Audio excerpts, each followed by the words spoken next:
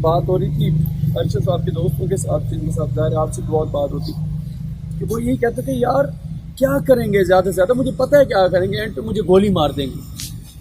تو وہی ہوا. ادھر ایک دن یہ پارلیمنٹ ہاؤس میں وہ سینٹ کی کوئی کمیٹی ہے، جب لوگوں کو کوئی مارتا ہے تو وہ لوگ بیٹھتے ہیں اور وہ لوگ بیٹھ کے کوئی بات چیت کرتے ہیں.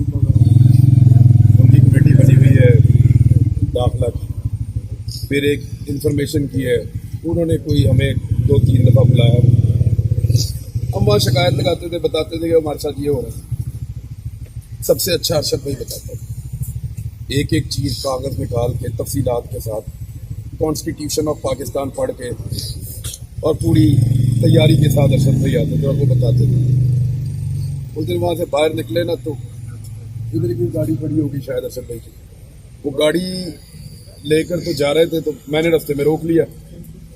میں نے کہا بھائی اکیلے مت پھیرا کرو آپ یہاں پہ، آپ کو پتہ ہے آپ نے 100 دشمن بنا لیے ہیں، کوئی آپ کے اوپر حملہ کرے گا، بدتمیزی کرے گا تو یہ بعد میں برداشت نہیں ہوگی ہم سے، تو ایسے مت کرو، میں تو بندوبست کرتا ہوں، آپ اکیلے مت پھیرو شہر میں.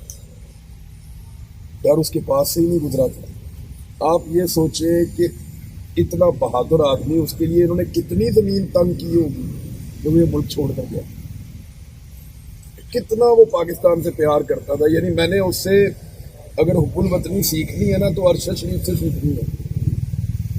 اس نے گلہ بھی نہیں کیا یار اپنے منہ سے کبھی، وہ اپنی بات تو کرتا ہی نہیں تھا، وہ تو دوسروں کی بات کرتا تھا. کبھی اس کو یہ کہتا سنا مجھے یہ کر دیا یا مجھے یہ کہہ دیا، میں یہاں پہ اپنی تو ایف آئی آر کی بھی بات نہیں کرتا. میں اسی لیے یہاں پہ وہ بات بتانا چاہتا ہوں، جب عمران ریاض خان صاحب اور سمیع ابراہیم صاحب اور ارشد شریف صاحب یہ سب اسلام آباد ہائی کورٹ میں پیش ہوئے تو وہاں سے ہم نکلے تو فیصل چودھری صاحب نے کہا کہ جی آپ میرے آفس آ جائیں، وہاں پہ کچھ ڈسکشن کرتے ہیں، کیونکہ اس وقت یہ مشورہ ہو رہا تھا کہ کیا ہمیں سپریم کورٹ بھی چلے جانا چاہیے، کیونکہ ایف آئی آر مختلف شہروں میں تھی، جورسڈکشن اسلام آباد ہائی کورٹ کی نہیں تھی.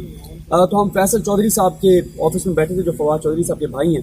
وہاں پہ ڈسکشن ہو رہی تھی بہت زیادہ. تو ارشد صاحب کہہ رہے تھے عمران ریاض خان صاحب کو کہ یار تم جو ہے نا تم نے اسلام آباد سے نہیں نکلنا، تم نے اسلام آباد سے نہیں جانا. اور مجھے یاد ہے اس دن آپ نے کہا کہ ارشد پھر ٹھیک ہے میں اپنی فیملی کو کال کرتا ہوں، ان کو بلا لیتا ہوں. ویسے بھی وہ کہہ رہے تھے تو میں پھر جی بھی چلا جاتا ہوں، ذرا وہاں گھوم پھر کے آ جاتا ہوں، لیکن اسلام آباد سے نہیں. لیکن پھر آپ کہیں کہ یار میں نے جانا تو ہے، میں جاؤں گا. وہ بار بار آپ کو یہ بات کہہ رہے تھے کہ نہیں یار عمران تم نے نہیں جانا، مجھے تم نے یہی رہنا ہے. میں نے اس دن بات میں نے چھیڑ دی، میں نے کہا کوئی ایک پکڑا جائے گا تو سب اس کا ساتھ دیجیے گا باقی لوگ نا. تو بھائی آپ نے کہا تھا کہ یہ تو بڑا اوبیس ہے، ڈاکٹر موہت بھی ایسی ہی بات کرتے، باقی سب یہی کہہ رہے تھے. تو مجھے یاد ہے کہ میں جب وہاں سے اس دن نکل رہا تھا نا تو مجھے یہاں بازو سے پکڑ کے ارشد بھائی نے کہا مجھے پتا تیرے دماغ میں کیا چل رہا ہے، تو نے نہیں باز آنا. یعنی وہ اتنا پیار کرتے تھے ہر بات کے اوپر، وہ منع کرتے تھے بڑے بھائیوں کی طرح، یار تجھے پکڑ لیں گے ماریں گے، کوئی بات نہیں ارشد بھائی آپ ہیں نا، یار میں ہوں لیکن تجھے نہیں پتا یہ ماریں گے، یہ بہت ماریں گے. اگر کوئی بات نہیں ارشد بھائی آپ ہیں نا. وہ بہت بڑے حوصلے والا آدمی تھا، کبھی شکوہ نہیں کیا، کبھی گلہ نہیں کیا کہ یار میرے ساتھ یہ ہو رہا ہے یا مجھے یہ تکلیف ہے یا مجھے فلاں نے تھریٹ کیا ہے یا مجھے فلاں نے یہ کہا ہے. نہیں، میرے اوپر اتنی ایف آئی کبھی بات نہیں سنیں گے آپ. اس کے منہ سے جب سنیں گے آئین کی بات سنیں گے، قانون کی بات سنیں گے، پاکستان کی بات سنیں گے، اپنے ساتھی صحافیوں کی بات سنیں گے، دوسروں کے حقوق کی بات سنیں گے، یا اگر کسی نے غلط کیا ہے تو وہ اس کے بارے میں بتائے. اپنا تو گلہ شکوہ وہ کرتا ہی نہیں تھا کسی سے. اتنی تکلیف تھی میں آپ کو بتاتا ہوں، بے شمار لوگ ان سے رابطہ کرتے تھے اور انہیں کہتے تھے کہ ارشد بھائی ہم یہ ارینج کرنا چاہتے ہیں آپ کے لیے. کم سے کم 1 درجن کے قریب لوگوں نے میرے ساتھ رابطہ کیا کہ ارشد شریف جہاں بھی ہے آپ ہم سے رابطہ کریں، ہم ان کا پورا رہنے کا، ان کا ہر چیز کا بندوبست، ان کی سیکورٹی کا جس ملک میں وہ چاہیں گے ہم کرتے ہیں.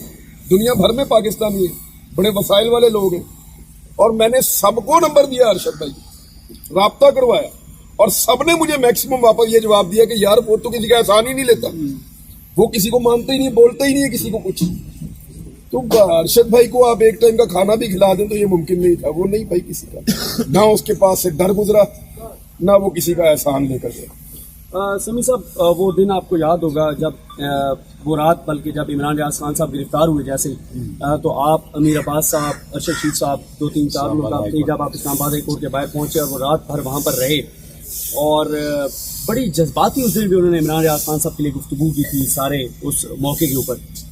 बहुत पाकिस्तान के साथ अपने कोलीग्स के हवाले से, पाकिस्तान में सहाफ़ती आज़ादियों के हवाले से बड़ा क्लियर उसका विजन था। हमेशा जब भी कोई बात होती तो उसके वो टेबल पे पाकिस्तान का आइन, कायद आज़म की पुरानी तकरीरें और फिर जो बार बार कोई भी बात होती तो वो उठा के सामने रख देता था। ये जो वज़ीर आज़म का हल्फ है, वज़रा का हल्फ है, क्योंकि जब ARY में मैं था तो उनके ऑफिस के सामने वाला जो रूम था वो हमारे पास था। वो हमारे अंदर एक आदमी था जो हल्फ को सीरियस सीरियस वरना हमने जिन्होंने हल्फ लिया होता है वो उसको सीरियस नहीं लेते। सही बात। अरशद शरीफ वाहिद आदमी था, मैं कई दफा ये सोचता था कि ये मैं हल्फ क्यों सुनाता है बार बार। वो हर उस चीज शाहिद साहब आए हैं, डॉक्टर साहब आप भी आ जाए, वो हर उस चीज को जो कानून और आइन में लिखी होती थी उसको संजीदा लेता था।